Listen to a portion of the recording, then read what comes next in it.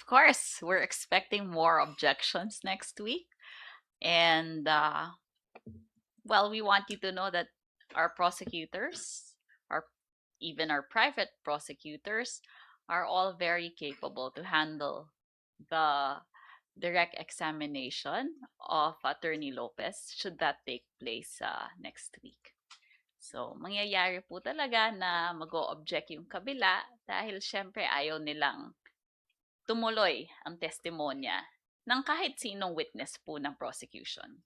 She will testify about the circumstances surrounding the utterance. So ano ho yung nangyari no, nung hong time, nung November 23, na ginawa ho itong pananakot sa buhay ng presidente. So, may pasabog next week.